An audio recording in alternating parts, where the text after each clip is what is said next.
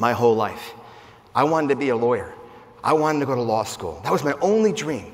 So I finally went to college. I went to a school called East Carolina University. It took me 5 years to graduate with a 2.0, barely got through school because of my dyslexia. Struggled academically, got my degree, and now it was time to apply to law school.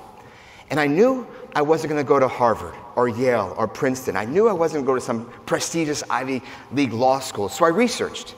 There's 435 accredited law schools in North America.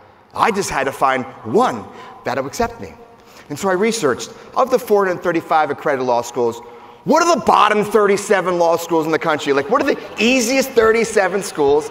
And I applied to those 37 schools. And the reason why it was 37 schools was after working for Up With People for all those years, making like $250 a month, I've saved up $4,000 to my life savings. Each application back then was about $150, so I can only afford to apply to 37 schools. I never shared this story with anybody. Part of sharing people your who and telling your story is being vulnerable. I was always afraid about being vulnerable. I was always afraid to tell people about my dyslexia and failing schools and failing grades and summer schools and struggling. I was always afraid to share this story. And when I wrote the story in my first book and became a bestseller, I've literally received thousands of letters from people all over the world loving the story I'm about to share with you. These are the 37 rejection letters of the worst law schools in North America. Every single one of them rejected me.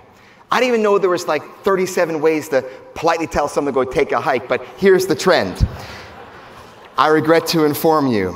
I regret to inform you. I regret to inform you. I cannot offer you position. Unfortunately, the limited size. I'm genuinely sorry. Unable to accept you. I'm sorry to inform you. This was my favorite one from Mercer University. This was a difficult decision. Yeah, bullshit, not a difficult decision. I'm dyslexic, I can't read. 37 of the easiest law schools, every single one of them rejected me. I make fun of myself now. I tease myself about it, but that was a really tough time in my life. Having my one dream of going to law school, and every single law school rejected me. Thank God that I had people in my life that believed in me and breathed belief in me. And so here's my who. These two people are the two people that changed my life. These two people are my who, are the reason why I'm on this stage today. This is Helen and Anthony Dirquani. These are my grandparents from Italy. They were hairdressers in White Plains, Newark. They were married for 55 years. They were totally in love. My grandfather would cut the hair, and my grandmother would style it and wash the hair in this small little apartment. And down below their apartment, they had a little studio called Helen Anthony's Hairdressing Studio for 47 years of their 55 years of marriage. They truly loved each other. Every time I saw them, they were hugging and kissing, and I'm just absolutely quite certain that they still had an active sex life until they're in their 80s. And Lord, I hope those genes come down to me. But my grandparents just modeled love. They modeled it. It was such a beautiful thing as a young boy growing up with my grandparents. He wasn't a CEO, he wasn't wealthy, he wasn't a politician, he wasn't an entrepreneur, he was a hairdresser. But I learned more about servant leadership from him than anybody.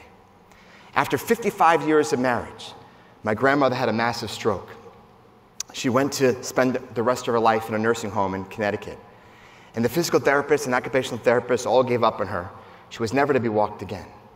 My grandfather couldn't take that fate, so he became her occupational therapist. He became her physical therapist. And every day at 7 o'clock in the morning, he'd show up at the nursing home.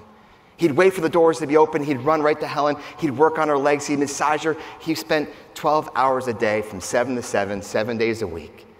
The general manager of the nursing home finally gave my grandfather a key to let him in the nursing home because he was the only person waiting outside every morning at 7 o'clock. 2 years later, my grandmother did walk again, thanks to my grandfather's love and unconditional love.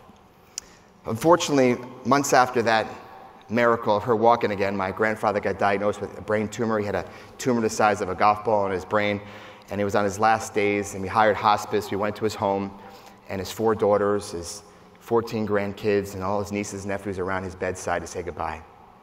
I'll never forget what I saw. We're all going around the table telling Papa how much we love him. Papa, we love you. Anthony, we love you. Dad, we love you.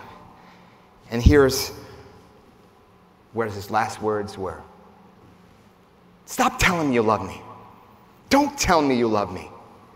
Show me you love me. And then he closed his eyes and went to heaven. And for years, I wondered what my grandfather meant by don't tell me you love me, but show me you love me. And this is the cornerstone of what servant leadership is all about. This is the cornerstone of leading from heart is all about. Don't tell me what you're going to do, but show me what you're going to do.